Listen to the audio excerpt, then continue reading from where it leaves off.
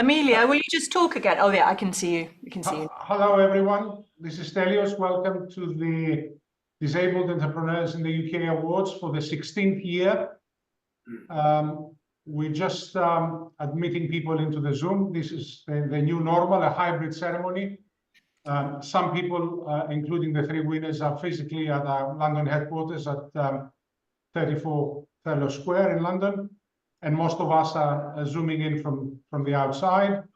I'm sorry I couldn't be with you today in London. But again, this is the new normal that enables all of us to attend more things and do more things without as much travel, which is not good for airlines, but never mind. So I will give a couple of minutes for people to zoom in to arrive.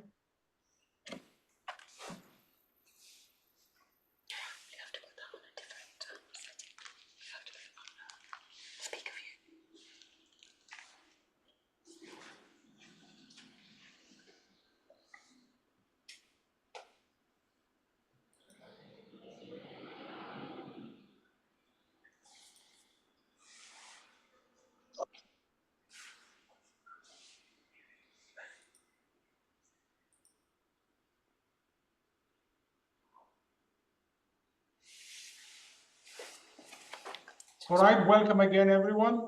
My name is Stelios. This is the Stelios Awards for Disabled Entrepreneurs in the UK.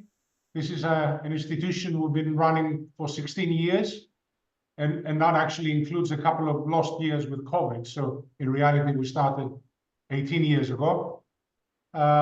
We have our first winner with us, Amar Latif. You will hear from him in a few minutes. I see we have about 28 participants online and increasing. I'll give them another minute and then we can start. We have a live captioner as well. For those of you who need the captioning, you can go to the Zoom controls and activate the show captions. And there is a British Sign Language interpreter, and the one at the moment is Emma. You can see her in the participants, and very soon we'll spotlight her so it will be clearer. And Tracy, would you like to share your screen and then spotlight me and Emma, please?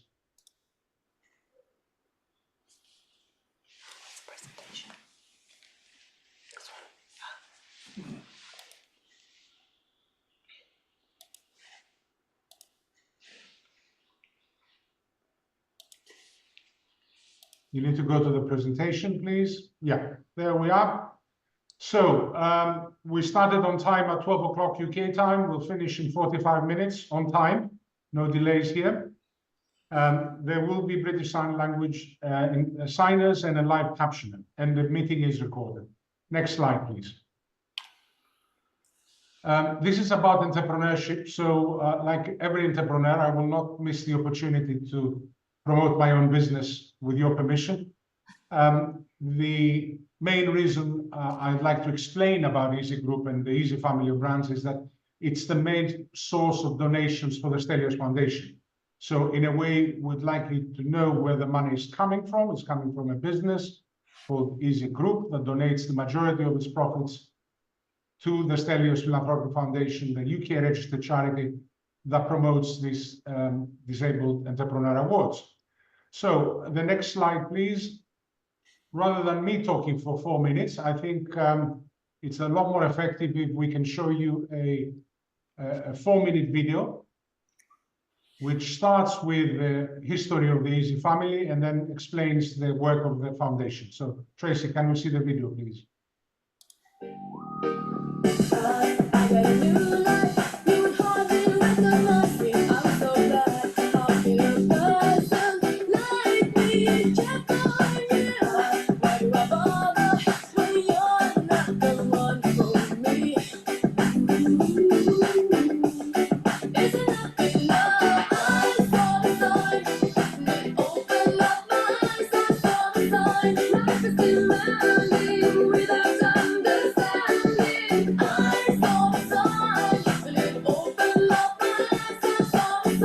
No one's gonna drag you up to get into the light.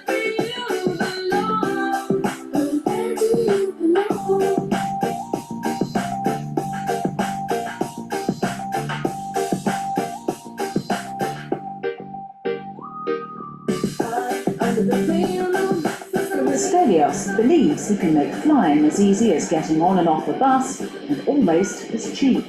He spent £5 million setting up his own airline, starting with the Scottish routes.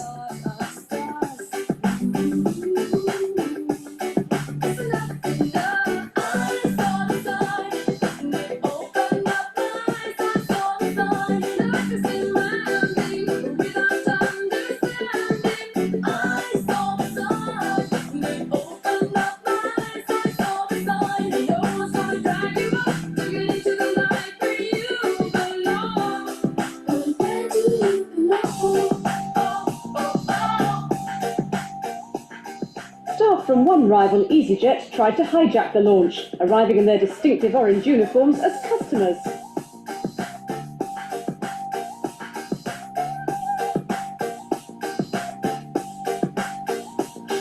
If you think the airline was crazy, listen to this. Okay. I believe that the internet is going to take off. More and more people will need to use the internet.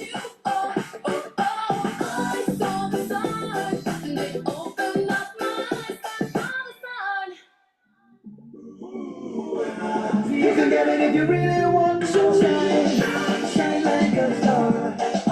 Shining so bright, like the star that you are. Shine into the future, spreading your light wherever you are.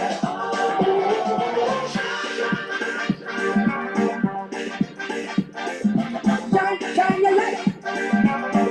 Shine your light. Shine your light.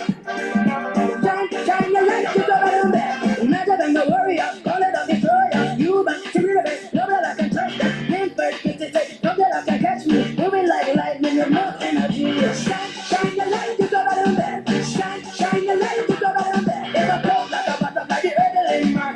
Yes, me a jackpot, Italian Jackson. The crowd is roaring, Ian right scoring. Walking on the field, them are the champions to win. We can say that never make it. I got straight from within. Cause it is there if you seek it. So you can get it if you really want to. Shine like a star. Shining so bright, like the star that you are. Shine into the future, spreading your light wherever you are. And shine like a star. Shining so bright, like the star that you are. Oh, shine into the future, spreading your light wherever you are. Oh, shine.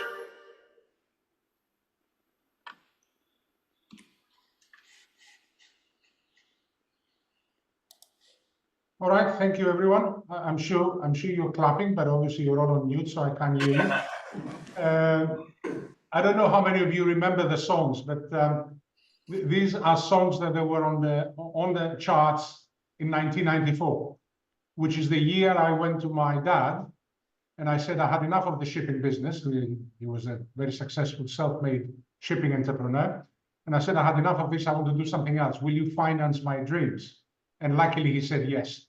So I've been very lucky that I was in the right place at the right time with the right father to start all of this about 30 years ago. Now, enough about my business. Let's talk about the foundation, the giving back to society. So you can go to stelios.org to find out about all our work. Next slide, please. We like to think that we are diversified in causes. In other words, we would support many different causes. Yes, we have some themes like entrepreneurship, but we support it with an angle on disability, for example, or youth in other countries. So then we go and feed people in Greece and Cyprus who are in need. So we have many, many different causes, but we like to keep it close to home. And these are the 6 countries where me and my family have basically lived and worked over the last 30 years. So that's what we call close to home. Clearly, the UK is one of them. And hence these awards have been running in the UK for 16 years now. Next slide. We have headquarters in 4 countries. The people in London are on the building on the top left, 34 Thurlow Square in South Kensington, opposite the V&A Museum. It's a very nice building, which we do make available to other charities to host their own events, their own fundraising events, and we even subsidize their catering and production costs.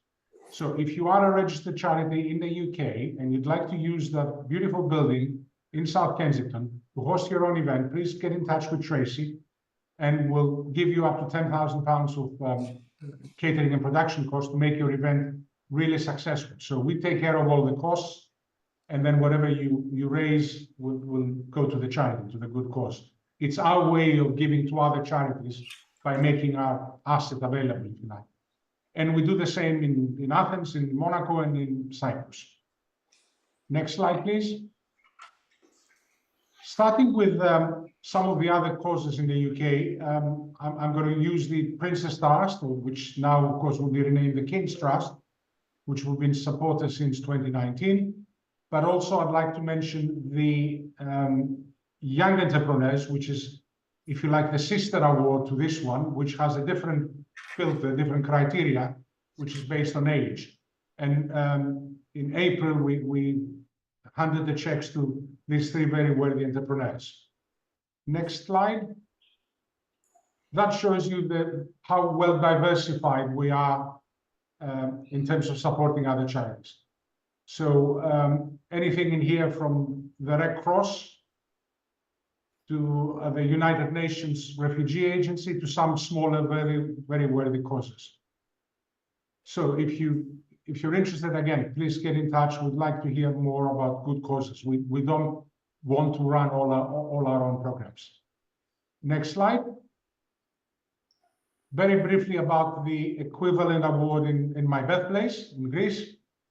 Again, we've crowned 3 very worthy entrepreneurs last year in September, and we'll do it again this year.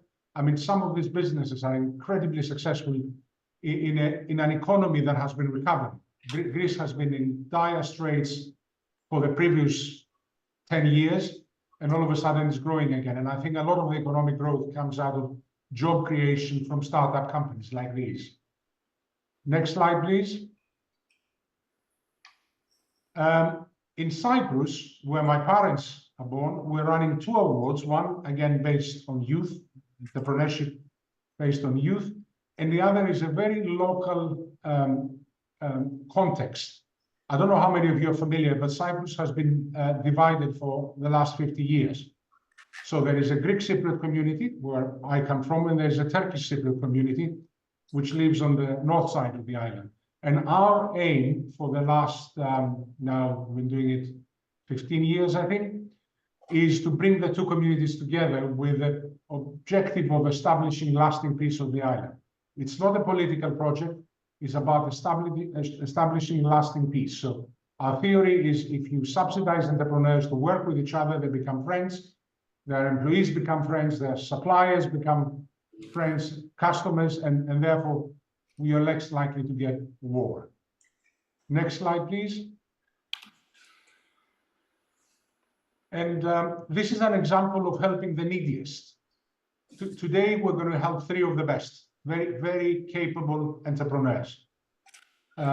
This example is how we help the neediest, again, in the country of Greece and Cyprus. Again, that's where the need was, that's where we started.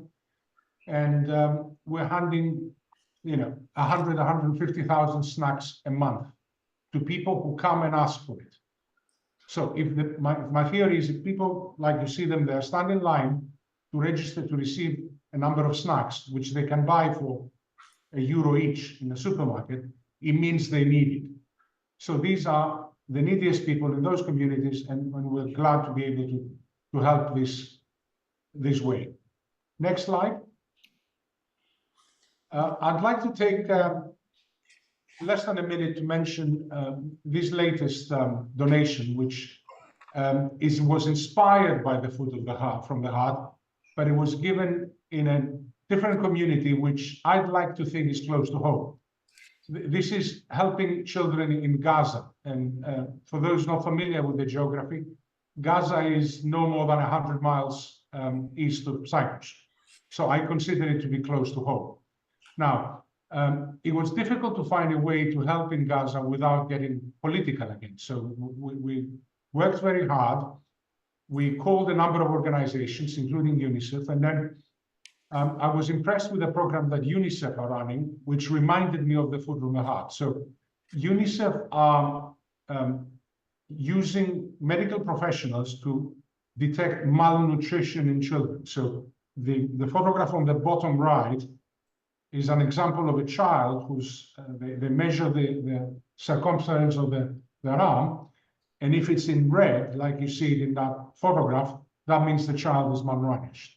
And then UNICEF would put them on a treatment, a program of giving 3 of these ready-to-eat nutritious food. It's a snack. It's like a little protein bar, if you like, and they administer 3 a day to each child until they get better. And they measure their arm in order to see their health improving, like you see on the picture on the top right. So with our £640,000, we've helped treat 15,000 malnourished children in Gaza for 1 month. And I think that's a good way of helping in an emergency. I mean, Gaza is an emergency, and they need our help. And these children did not cause that. It's not their fault. Next slide, please. So let's talk about our awards today, which is run in partnership with a very worthy charity called Leonard Cheshire. Leonard Cheshire have been around for a long time. They were founded by the eponymous founder. And we have with us the CEO. Next slide, please.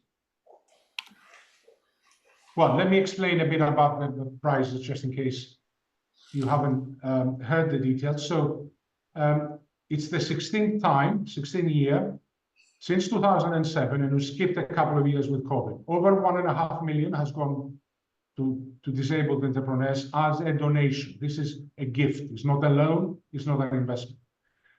This year, the 3 awards, in total 200,000, 100 to the first winner, 60 to the second, and 40,000 to the third. Next slide, please. These are the criteria. Basically, all you have to show us is that you have a disability as defined by the Equality Act of 2010 and own at least 50% of your business. We put a threshold of 10,000 audited revenues, but the businesses we're awarding today have a lot more than that. So we received 80 applications, which is very encouraging. I think it's probably an all-time high, partly because we promoted it better, partly because the awards are bigger, but it just shows that we're reaching a lot of people who are interested. And my theory is, if it's more difficult for a disabled person to get a job, one way out of it is to actually start their own business, to become their own boss. So they can get a job by becoming their own boss. And that's why we encourage them to do that. So next slide. So at this stage, I will bow out for a bit and invite Ruth to say a few words on behalf of Leonard Cheshire. Ruth, are you online? Yes, I'm here. Yeah. Thank Can you. we spotlight Ruth, please? Stelios, can you admit the people in? Because I think Margarita had a power cut. So Yeah. I don't have anybody in. Yeah, okay, I have a few.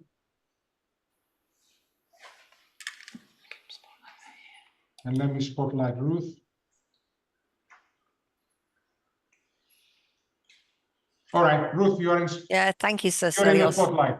Thank you very much. And good afternoon, everyone. My name's Ruth Owen. I'm the CEO of Leonard Cheshire, and I'm delighted to be here today. And congratulations to you all. At Leonard Cheshire, we believe employment for disabled people is one of our key focuses. And so I'm thrilled that we've been able to support the awards for the last 16 years. How time flies, Sir Stelios. So I just want to say thank you and well done to everybody. And I'm delighted to be here. And congratulations again. Thanks a lot. Short and sweet. Thank you very much. I wish all the speakers were like that. Thank you. And remind me, who was the CEO when we started 16 years ago? Would it be Claire? Was it Claire? Yeah, I remember the name. Yeah. Yeah, Claire Pelham. Yeah, so it's good that we've been able to keep it going with under different leadership and everything else. So thank you for Absolutely, it's one of supporting our key focus areas. So thank you for being in partnership with us. We truly appreciate it. Thank you. So,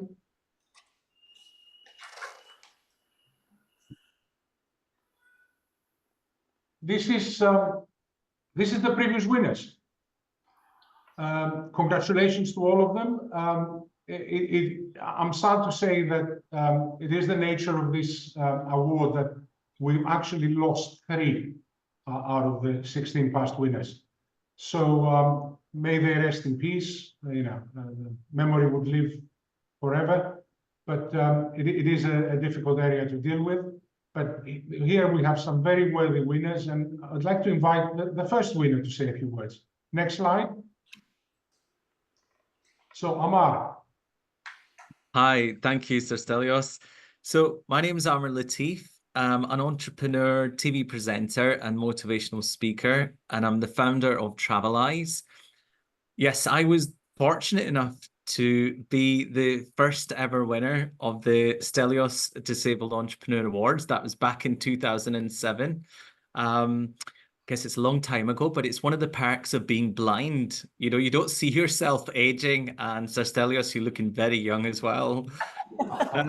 Amar, you look exactly the same. We have the photographs and we can prove that. You look exactly the same. Exactly true.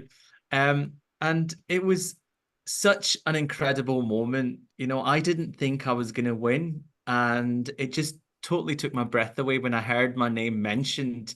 And what followed later was a lot of incredible stuff that has really helped Travalize move to the next level. And like Sir Stelios, I wouldn't be an entrepreneur if I didn't give a plug to my business. So if Absolutely. You should tell us how it works. It's a very worthwhile business model. Yeah. Oh, thank you. So Travalize is a world-unique international tour operator that takes groups of adventurers all over the world on holiday, and we bring them back as well, you know. And most people don't actually know each other on these trips. So, you know, the difference is half the group are visually impaired, or VIPs, as they like to be called, and the other half are fully sighted. So the way it works is each day a sighted traveller is partnered with a different VIP, and in return for being their eyes and describing the sights, our sighted travellers travel for a reduction in price. Winning the awards in 2007 helped Travalize expand internationally to a worldwide audience. So people in America, Canada, they could experience Travalize. So a huge, huge thank you to the Stelios Philanthropic Foundation for that. And of course, you know, Leonard, Cheshire, for working you know, so tirelessly with Sir Stelios. And currently where we are, after COVID hit, of course, we couldn't operate for a few years. But I always believe that, you know, no matter what obstacle or adversity that you face in life, if you have the right positive attitude, you can not only overcome that challenge, but you can create something beautiful. And so now I still own Travalize 100%, but I've recently outsourced the operations of Travalize to a major tour operator here in the UK under a license agreement. But I still remain actively involved in marketing and consultancy. So I still remain very much the face of Travalize. And I just wanted to say good luck to all the shortlistees, and, you know, congratulations, you know, for this. You know, everyone's a winner who gets listed to the shortlist. And I know that having a disability can make things harder. And, you know, things like this are just so incredible, because Sir Stelios recognizes how difficult it is, you know, to be in employment when you've got a disability. People are still very discriminatory. And I believe that, you know, having a disability, although things can be harder, having a positive mindset can really be a superpower. So, you know, congratulations to all the winners and shortlistees. Thank you so much. Thank you, Amar. Well done. Well said. Virtual round of applause. Everybody, congratulations. Thank you.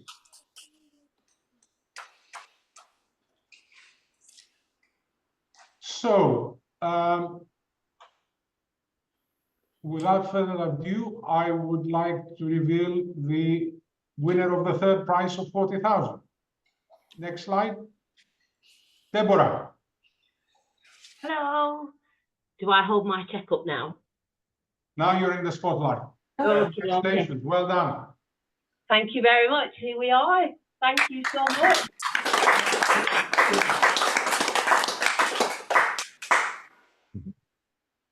It's an absolute honour to be here thank you on behalf of myself and the whole deaf village as well. We are absolutely grateful for this opportunity and obviously getting third prize and £40,000, which is absolutely amazing. I've done a little video because I kind of wanted people to see where we've come from, and so if I would look at the video and then I'll speak. So this is the start of our beautiful village here based in Fenniscoles, Blackburn. I step out my office here and this is where we started 3 years ago, and here we have it, the Deaf Hub. We have the main offices here where we support all our clients, and it's actually now the main office. It's our beautiful butterfly house. This is where we have all our local events, inviting local community here. Obviously that's hearing people and deaf people, because we want to bridge the gap. We have some amazing events going on in here. In fact, one of them has been filmed by Newsround.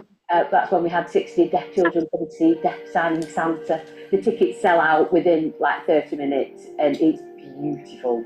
And this is our next project, an absolutely magnificent building which we are going to lovingly restore. We've got planning permission for that. We're just looking for funders to support us with this next build, but this is going to be state-of-the-art facilities for our deaf community where we want to educate our young deaf people. Here we are in the beautiful White House. The White House is our deaf residential, which houses 5 deaf residents here. We encourage life skills and support them to become independent and to help them navigate this hearing world, which is difficult. Morning, we've got our wellbeing group. Obviously we've got interpreters here, everything is delivered in BSL, and this is where they come and learn. And obviously we talk about growth, and we have so many plans here. We have an exit strategy for our White House residents to build some log cabins so that they can move in there and become independent but still be in the village and have a community around them. But also we want to set up social enterprises, so we'll have small log cabins, you know, with the hairdressers in, dog groomers, and we want to create employment for deaf people. This, the Deaf Village, our legacy. This place is being put into a trust so that when I'm no longer here anymore, this will continue for many, many years, supporting and changing lives and giving deaf people the community that they should have.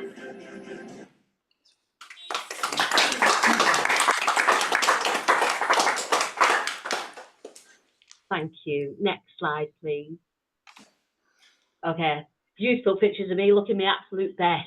Just to recap about the village and where the inspiration come from, it was locked down, everybody was locked down, and often the deaf community are very overlooked when it comes to communication, and they also rely on each other to learn and skill share. So my inspiration was I need to find somewhere that we can create a community where they can come and they can access any communication that they need. So I made the decision to sell my house and sell everything that I owned. I bought a caravan and bought the Deaf Village, and so it's been a work in progress. We bought it 3 years ago, but 2 years ago we opened, and it's just a thriving deaf community now, which is absolutely amazing. So next slide, please. I started losing my hearing when I was about 5 years of age, and growing up, going through school, I could not accept being deaf. I did not want to be deaf. It was challenging because I struggled at school and I left school without any qualifications at all. Thought I was fit for nothing. I was told I was never going to achieve.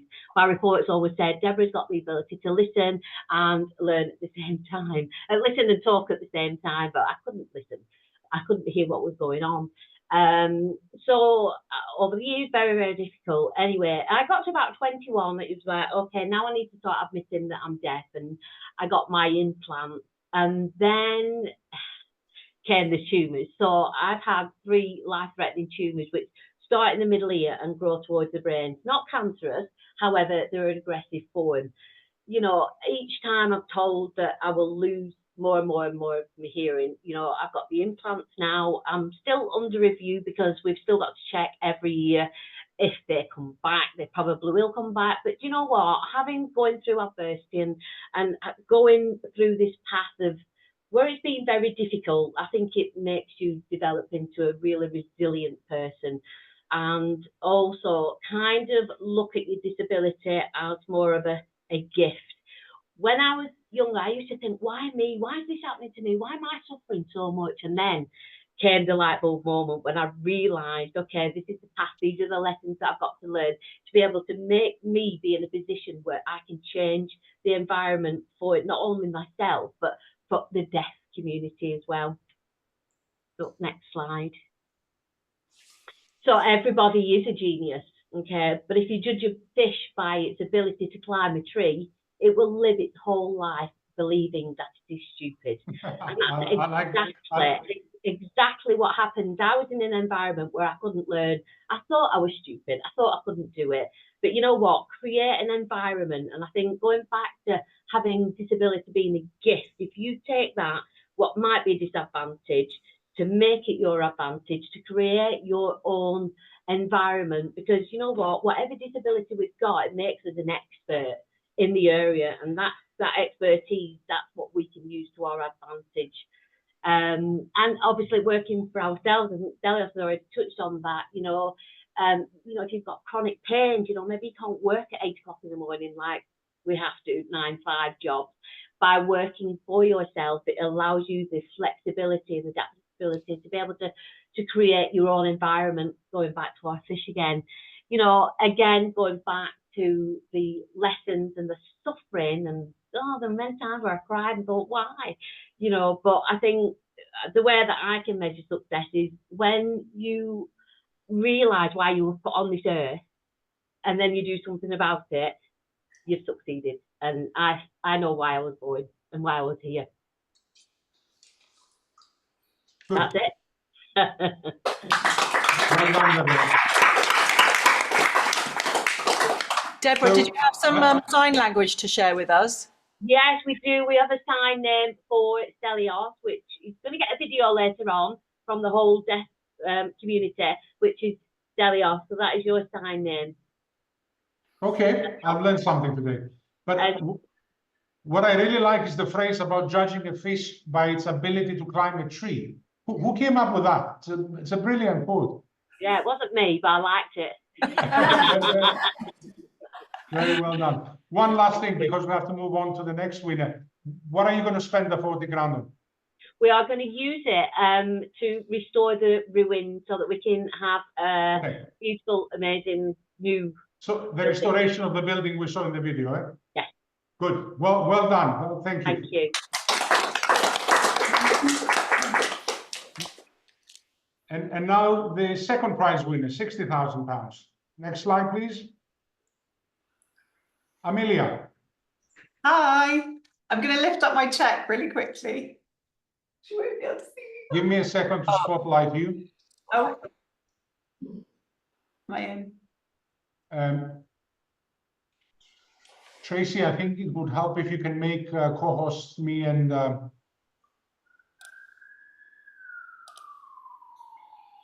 your co-host. Yeah, can you make Panayotis and Margarita? I think it was lost in the podcast. So the beauties of. Okay, we're back on. Amelia. Hi. Congratulations. Thank you so much. That's my pleasure. Thank you so much. I'm like still in shock. I keep thinking someone's going to walk in and say, joking, you've got to go home. So I am Amelia. My name, I'm 38, and basically in 2005, I was involved in a quad bike accident and suffered a spinal injury and lost all feeling of movement from my waist down. And in 24 hours was told I would never walk unaided again. Tracy, if you could hit the next slide, that would be great, please. So after 6 months in hospital, multiple operations, spinal reconstruction surgery, bone grafts, blood transfusions, everything you can shake a stick at, mind the pun. I was given the green light to try and use crutches. So my prognosis was always, you will be physically capable of walking, but whether that is independently, we don't know. Best case scenario will be crutches. Worst case scenario will be a wheelchair. We think you're going to need a wheelchair and crutches. So I was like, great, hand them over. I'm ready. And unfortunately, when I did finally get to a point after 6 months where I could stand, I started using hospital crutches. And because I had no feeling of movement from my waist down, all the weight went through my hands. I got infected blisters on my hands and I was put back on bed rest. Which is when the doctors said, get a wheelchair, get your head around it and get on with it. So I said, wheel it in, I'm ready, I just want my life back. But my mum later that night said, hang on a minute, the one part of your body that isn't impacted by your injury is your hands, and that's going to be the thing that stops you walking. That doesn't make sense. Surely someone has made crutches that are comfortable and can withstand body weight. So together we started looking and there was nothing. And we looked and we looked and we looked and we started to think about all the different things that potentially we could do if we were going to have a dream pair of crutches. Tracy, please maybe do the next slide. So we isolated what the problem was. My biggest one was blisters, but over long-term use of hospital crutches, they jarred my elbows, my shoulders, my neck. They caused multiple problems in the top section of my body, which again was supposed to be the good bit. They clicked, so I couldn't eavesdrop on any conversations about what they thought I'd be able to do or not do. They crashed to the floor every time I opened a door, which meant I had to bend down, and it was a 50-50 chance if I was going to fall over again. They slipped and they even snapped. So I actually snapped 3 pairs of hospital crutches, and obviously they're only available in grey. And we started to talk to other people in hospital, and there were lots of other people with long-term conditions like me who needed something more. But everyone who had been given crutches wasn't using them. And the result was their mobility suffered. They felt really self-conscious and basically meant they didn't move. So we decided to design crutches and walking sticks that ticked all the boxes. So they have molded handles, so they won't give you blisters. They then have a squidgy grip that slides over the top. The clip adjustment is a clip, it's not poppers, so it won't nip you. And it also means when you walk with it, it doesn't make any noise. So if you want to make an entrance, you can, your sticks won't do it for you. They have detachable cuffs and wrist straps so that when you go to open a door, it hangs from your arm and it doesn't fall to the floor. They're CE certified, so they are designed for long-term use. They are not designed for 6 weeks. They've got shock-absorbing rubber tips with added grip, and they are unavailable in hospital grey. So we have a wide range of colours and prints and patterns, but we also do bespoke, so you can print anything onto them. And basically it meant when we took them back into hospital and gave them to multiple people, they started using them, they moved more, they regained their confidence, they regained their independence, and it made for a much happier life. Next slide, please, Tracy. So we did not set up the business with the intention of growing it and running it full time. We ran it as a side project, and in all honesty, it was a distraction from the first year post-accident. The focus was very much on, would I be able to feel my toes again? Would I be able to feel my knees? Would I be able to walk? Was I ever going to go on a date again? Would anyone want to marry me? Could I have children? And setting up the business gave Mum and I an opportunity to look at something positive, to create something positive and involve the disabled community that I had been suddenly found myself in, having known nothing about it, but help other people like me who, you know, still wanted to work, still wanted to live, still wanted to do all these things, but didn't have the right tools to do it. But yes, it was never meant to be full time. So after a year, I went back to uni, Mum went back to her job, and we ran it as a side project, and we did that for 10 years. And then I really struggled. I left uni, so I've never actually worked without a disability, and I was 2 years in when I tried to get my first job post-accident, and employment was incredibly tough. And I did multiple different jobs in multiple different places and never really found something that worked, and I guess gave me an opportunity to thrive. And then along came children and COVID. Obviously one was very positive, one less so. And the company I was working for went into administration, and I realised I couldn't work in employment and it wasn't sustainable. So actually the only real opportunity I had was to see if we could turn the business into something bigger. Initially, I said I need to cover the cost of childcare. I gave myself 6 months to do that, and we did it in 3, and it's kind of exploded ever since. So we've grown over 300% in 3 years. We've gone from a community of 1,000 people to 100,000 people, and 80% of those people are living with a disability. I have had the most incredible 3 years, and have come to the realization that actually to scale your business beyond where we are now requires money, and trying to access funds with a disability as an entrepreneur is incredibly difficult, and sadly you are seen as a risk. So this has been the most amazing, will be the biggest gear change we've had for the business. Tracy, if you could pop on the next slide, then I will run through. So we currently sell D2C only, online only. We aren't stocked in any retail spaces. We aren't stocked by anyone else online. We have quite a lot of opportunity both in the UK, America and Australia to expand, but we need the funds to do it. So we are going to scale up our production to expand our product range. So we've done crutches, walking sticks, and then this year we've launched children's crutches. We want to continue to develop the products that we produce. We are also going to develop an online customization. So at the moment, if you want a bespoke walking stick, we do everything quite manually. We've had sign off on a development project to be able to do this online. And then we will expand our marketing and operations team to then deliver it, with the end goal being to get into private hospitals and retail spaces. So yes, that is the... Well done, Amelia, well done, congratulations. I only have one question for you. Yes. I heard you had some celebrity clients the other day, and you even got in the media. Tell us about that. How did you achieve that?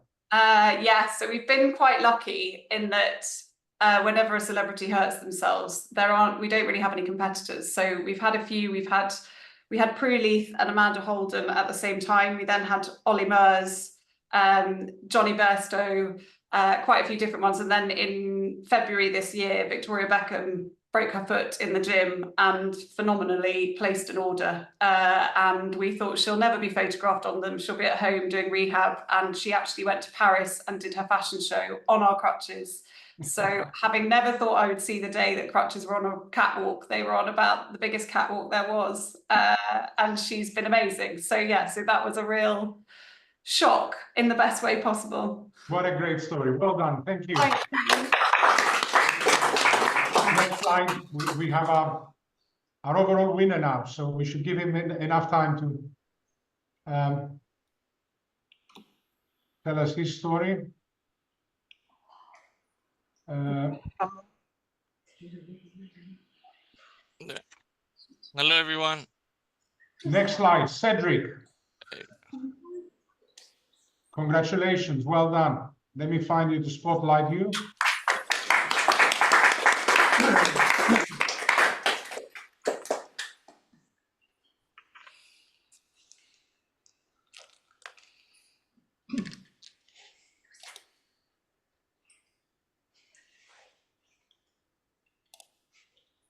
All right, Cedric, you have the spotlight now. Congratulations, well done. Thank you very much. Thank you to Sir Stelios and his foundation, championing disabilities in the workplace. Can you go to the next slide, Tracy? So over 10 years, I came up with what sounds a simple idea, putting afternoon tea on an old Routemaster bus. But like any business idea, it's really hard to bring it from concept to real life. Even though I was told no by TfL, Westminster Council, I kept asking for meetings, calling them every day, until about a year later, they allowed me to start. And one bus bought the next bus and bought the next bus. The business grew about 20% year on year. And even when COVID happened, I put over 100 people on furlough, except for myself. And I built what is now the Peppa Pig tour, it's our most successful afternoon tea tour. And when I built the business 10 years ago, I actually asked my web developer to copy the EasyJet booking system. So people would actually select the day, select the tour, and they would see a map of the bus. They'd select their seat, every seat priced differently, just as Stelios does. And everything would be pre-booked, prepaid, and people would go to the departure location, receive their confirmation, just like EasyJet does. Which is outside the building you're in now, isn't it? Actually, I just saw 2 buses go by right now. Incredible product placement, fantastic. Thank you. Next slide, Tracy. Here you see a couple of the buses that we built. Before my injury, we had just the afternoon tea bus and Peppa Pig, which was built during COVID. But during my hospital stay, I designed and built the Paddington tour, and we also built Grinch and Beano. We have over 10,000 passengers a month now, and we're the biggest afternoon tea supplier in the country. And luckily, everybody likes the old bus. It doesn't matter where you're from, how old you are. Everybody enjoys going on to a route master. Next slide, please. 3 years ago, I had a motorcycle accident on a racetrack where my mechanic forgot a screw in the brakes. So I crashed into a wall, leaving me fully paralyzed from the waist down. I stayed a year and a half in hospital. 7 months of those were bedbound with lots of issues, lots of broken bones, pressure sores, and all sorts. But my family supported me throughout that. My parents came out of retirement in order to run the company. And my sister and brother-in-law relocated all the way from LA to London in order to run the operations. After a year and a half, I could finally return to work. But being in a wheelchair, I was unable to access most of my production facility. Obviously, no access to the buses. I was transport manager before and even drove them for fun, but all that was gone. And my office was upstairs, so I had to turn my storage area into my temporary office. Next slide, Tracy. But since my return, it's been a year and a half now, I've built the first ever, well, we designed, built, and type approved the first ever Route Master wheelchair bus. So this allows anyone with any disability to experience our tours. And I'm also expanding my production facility and the office in order to make it fully wheelchair accessible, in the hope to also be able to employ other disabled people. And now this year, hopefully launching in September, I'm building the Monopoly bus. So that's the whole team is very excited about that. And then there's just one thing left in order to future-proof my business, is to potentially turn these buses into electric. And the winnings of this amazing award will go towards guaranteeing the longevity of the company and the employment of over 150 people that we have now. Well done. Congratulations. Bravo.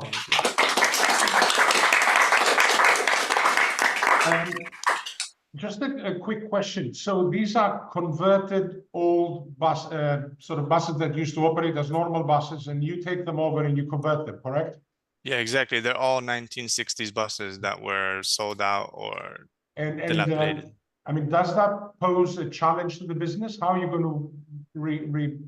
to keep them going or replace them, or what is they're very, we have specialists. Going to new buses later? What are you going to do? No, there's other companies who have copied, who have moved to new buses, but we like the historic London Route Master bus.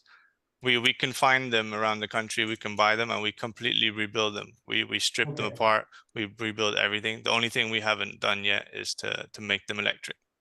So you restore them, and the idea one day is to put an electric motor into them. That's it. And then like that, we could future-proof the business. That sounds like a good business plan. Well done. And I've seen you have over 100 easy companies, and one of them is the Easy Bus. So hopefully you won't be making an Easy Tea Bus. No. Unless maybe a future partnership could be. We can talk about it after the awards. But, I think you're doing the right thing by licensing all these famous entertainment brands like Peppa Pig. You know, I have a 6-year-old daughter, and I'm sure she'd be delighted to go on a Peppa Pig bus. Yeah, it sure has opened the door to a lot of new customers and possibilities for the company. I think you're doing the right thing. Would you Thank like you. to say Also- anything else? You are the No, but just I'd winner. like to congratulate all the other winners and Yeah. everyone who applied for this amazing foundation. And all the applicants, please apply again next year. There is no limit. You can apply as often as you like. Congratulations. Is there another slide, Tracy? Thank you for joining us. We're only 3 minutes over the allotted time. I'll let you go. Thank you very much. Until next year. Oh, thank you. Thank you. No?